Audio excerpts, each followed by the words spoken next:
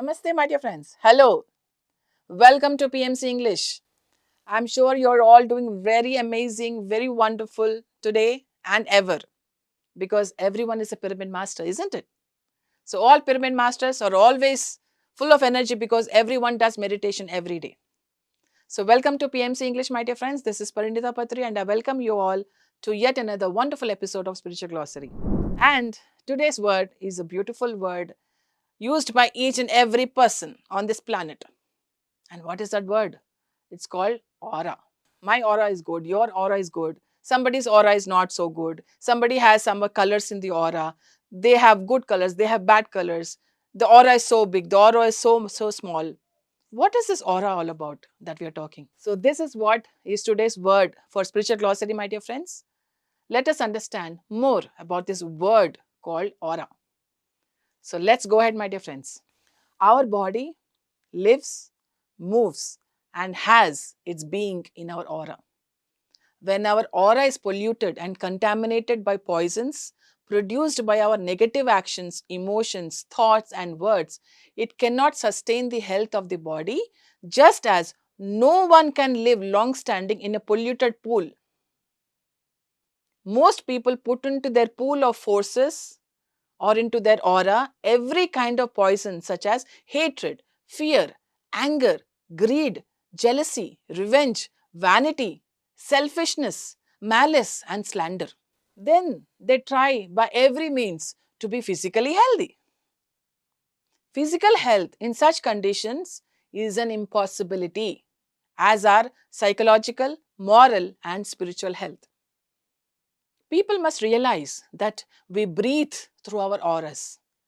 If our auras are contaminated, the life-giving substance of the sun and the stars will be polluted as we try to breathe it in.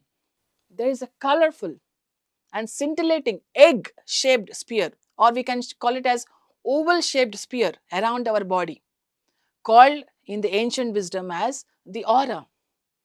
It is a sphere which not only surrounds our physical body, but which also penetrates into the body, permeating each cell and each atom. The aura is a combination of mental, astral, etheric, and pranic substances plus the radiation emanating from the presence within, called as the solar radiation. The sum total of all emanations from all the vehicles of any living thing is called the aura, my dear friends. And the aura of a highly evolved human being is an energy field with a rare sensitivity. It is formed not only by the radiation of the etheric, emotional, and mental body, but by the radiation of the buddhic, atmic, and monadic permanent atoms. It has three main stages of sensitivity. First, it records events from the physical plane. Second, it records events taking place on astral and mental planes. And the third, events taking place on the intuitional, atmic, and monadic planes are registered. We have a very subtle envelope of energy around us called the aura. It is an extremely sensitive, protective film surrounding our physical body like an electromagnetic field which shields us, receives impressions, and sends out currents of energy. It includes the health aura, the etheric body, the astral or emotional body, and the mental body. The aura can be poisoned, crystallized, or agitated. It is affected not only by the outer currents, but also be strongly affected by the inner streams of force that flow out from our mind, our heart, or as words from our mouth. Our aura is a chemical laboratory in which most of the work is performed automatically. And each color in the aura refers to one of the virtues of the soul.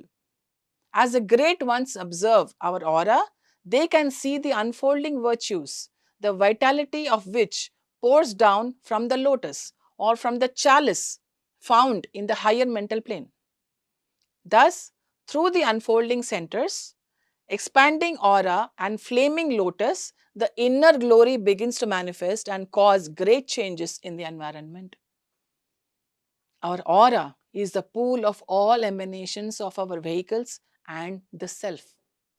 If it is radiant with pure lights and colors, it will be a great shield preventing imperil from penetrating our bodies or dissolving imperil produced within our system. And it is also important to know that each human being has a space, a sphere around his body. This sphere can expand or contract. It expands if the substance you are injecting into the greater space is in the nature of love, joy, and beauty. But if the substance you are injecting is in the nature of hatred, base thoughts, and crimes, then you gradually narrow your space and bury yourself in your own negative and deadly substance. Many sicknesses of the mind, heart, and body are the result of a narrowing sphere around you. So, this is today's word called aura, my dear friends. I'm sure by now you might have gotten at least a vivid idea about what an aura is all about. So, this particular word has been taken from the books called as Joined Healing, The Psyche and Psychism, Challenge for Discipleship, Aura, The Shield of Protection, Cosmos in Man, Other Worlds, The Science of Becoming Oneself, Irritation, the Destructive of Fire, written by Torkom Saraydarian. So, this is today's word for this episode of Spiritual Glossary, my dear friends. I'll see you again next time. Thank you so much and keep watching PMC English. Namaste.